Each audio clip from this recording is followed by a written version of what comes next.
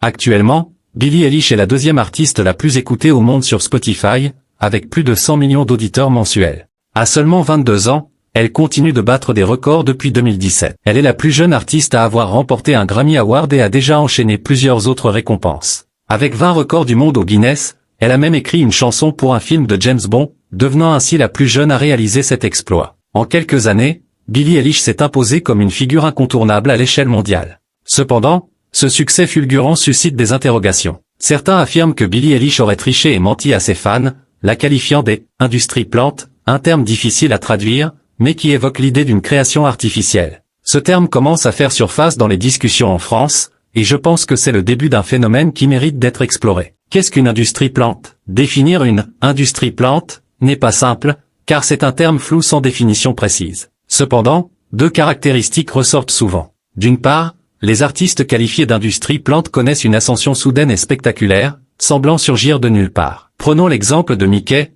une artiste française qui a explosé sur TikTok en juillet 2024. Son succès a suscité des soupçons, certains découvrant qu'elle n'était pas une inconnue, mais avait déjà sorti des projets et bénéficié d'une couverture médiatique. La deuxième caractéristique est que ces artistes seraient accusés de cacher leurs origines, adoptant une esthétique qui donne l'impression d'un parcours indépendant. C'est le cas de Billie Eilish, qui a commencé à faire de la musique dans sa chambre avec son frère. Sa première chanson, Ocean Eyes, a rapidement attiré l'attention d'un grand label, Interscope. Son style épuré et son image, DY, ont contribué à l'illusion d'une artiste émergente, alors que des liens familiaux avec l'industrie musicale ont été découverts. Il est important de noter que ces accusations ne sont pas réservées à Billie Eilish. D'autres artistes, comme Lil Nas X, font également face à des critiques similaires, bien qu'ils ne viennent pas nécessairement de milieux privilégiés. Le terme « Nepo Babies », désignant les enfants de célébrités ou de familles riches, est également pertinent ici. Le terme « industrie plante » est relativement récent, apparaissant dans les années 2010, période où Internet a permis à de nombreux artistes d'émerger. Cependant,